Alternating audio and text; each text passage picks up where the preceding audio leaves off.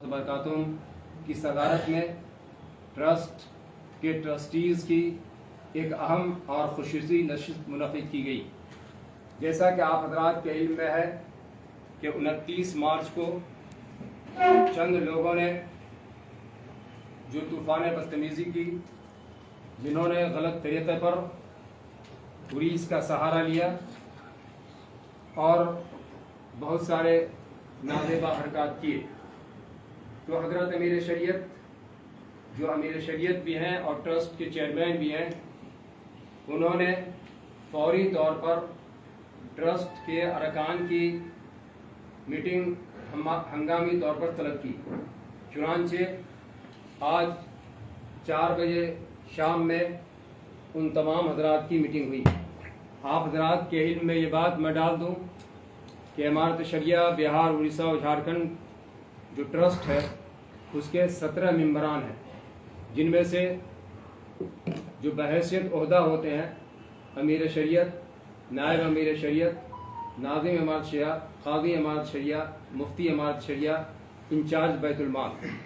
अगर इस हैसियत से हम देखेंगे तो नायब अमीर शरीयत साहब जो हज़रत मौलाना मोहम्मद शमशाद रहमानी साहब हैं, ये जब नायब अमीर शरीयत नहीं थे उसी वक्त से ट्रस्ट के मेंबर हैं। तो इस एतबार से जो है एक नाम और कम गया, ट्रस्ट के मेंबरान सिर्फ 16 हो गए। जब ये नशिस्त शुरू हुई तो यहाँ 2 से ज़्यादा अरकान ने शिरकत की। उन अरकानों ने जो फैसला किया मैं बेहतर और मुनासिब समझता हूँ, उसी के लिए यह प्रेस कॉन्फ्रेंस और अमल पर तशवीर का इज़हार किया और उन्हें ट्रस्ट और इमारत शरिया से मुताल्लिक़ हर तरह की कमेटी की रुकनियत से बरतरफ कर दिया।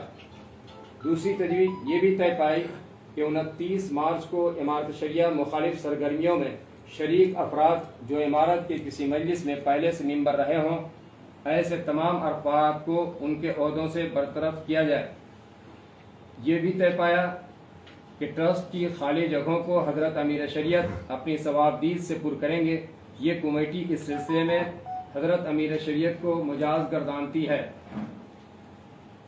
अमीर शरीयत इमारत शरिया के बैंकों में सिग्नेचरी की हैसियत से बहैसियत ओहदा मेरा नाम है कि मुफ्ती मोहम्मद सईदुर रहमान कासमी कायम मकाम नाज़िम इमारत शरिया का नाम शामिल किया जाए और इस सिलसिले में हज़रत अमीर शद मुद्दतुल वालिस के दस्तखत से बैंक मैनेजर के नाम ख़त भेजा जाए।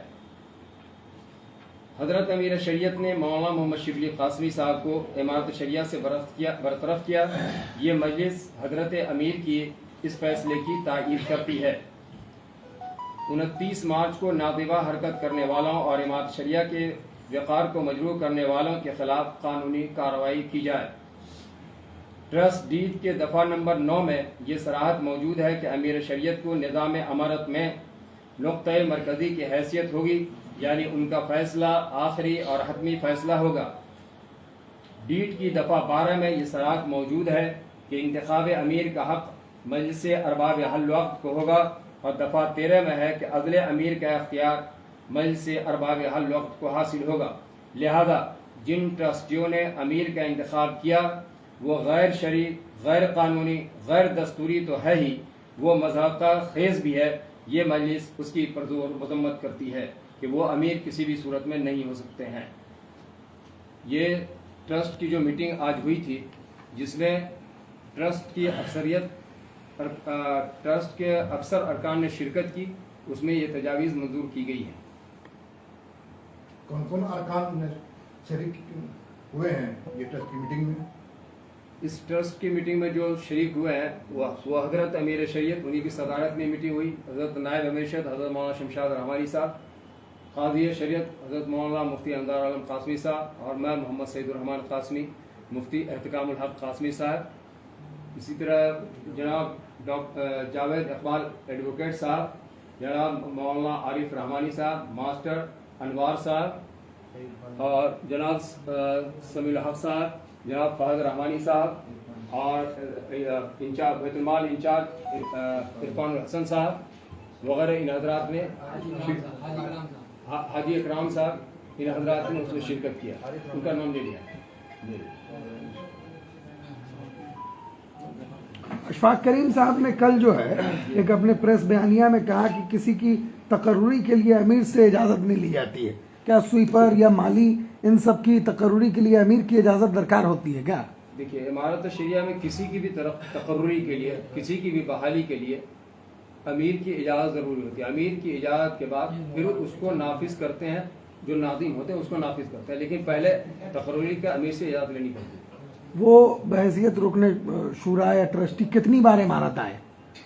अशफाक करीम साहब यहाँ आए हैं, कुछ काम उनको देखते रहे हैं, कुछ उनसे मेरे ख्याल में जब भी शूरा की मीटिंग या ट्रस्ट की मीटिंग के अलावा शायद कभी आए हैं, एक दो मरतबा याद है वो आए हैं, लेकिन बहुत कम आना हुआ है। मौलाना अबू तालिब से बैतुलमाल को कुछ फ़ायदा हुआ? कुछ बैतुलमाल को मजबूती मिली? कुछ ये सवाल वो है कि इसका ताल्लुक हमसे नहीं है, ये बैतुलमाल वाले बताएंगे कि उन्होंने क्या ताउन किया है, नहीं ताउन किया है, वो मेरे इल्म में नहीं है।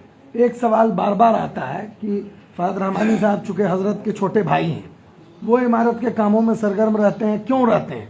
वो इमारत में क्या है, बहैसियत ओहदा मनसब क्या है? इंजीनियर हामिद फ़ाद रहमानी साहब ये इमारत शहर के ट्रस्टी हैं। वो इस एतबार से कि ट्रस्ट डीड में ये बात सराहत के साथ लिखी हुई है कि खानकाह रहमानी के सज्जादा नशी या नुमाइंदा वो इसके रुकन होंगे, तो इसे नुमाइंदा होने की हैसियत से इंजीनियर साहब उसके रुकन है। इसी तरह से मजलिस शूरा के भी वो रुकन है, मजलिस अरबाब हल्लौक़ के भी वो रुकन है। तब तो उनको काम करना ही चाहिए एक्टिवली। और कोई सवाल? ये शिबली अल-काज़मी को हटाने जाने के क्या है? इसकी वजह तो हजरत अमीर शेदी बताएंगे। बताना चाहिए ना, आपको बताए होंगे ना कि हमने क्या मामला है, वो आपको हजरत अमीर शेदी बताएंगे। तो आपको से बात नहीं है तो उन्हीं को प्रेस कॉन्फ्रेंस करना चाहिए। हम प्रेस कॉन्फ्रेंस जिस चीज के लिए बोला है वो हम तो आपको बता दें, वो तो उस पर सवाल कीजिए, हम बताते हैं।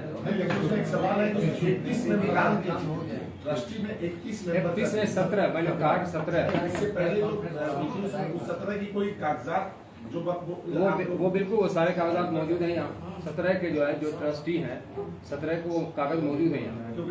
ट्रस्टी की बात हो रही थी जिसमें 2 लोगों की इंतकाल हो चुकी है। मैंने बता दिया आपको कि मैं जो कागज है जो ट्रस्ट की डीड है उसमें 17 अफराद अभी शरीयत को आप मीटिंग में बोला, जब उनको हटाया गया तो तो कारण बताया ना, तो नोटिस तो दिया होगा भाई कि आपको ये हटा दिया गया।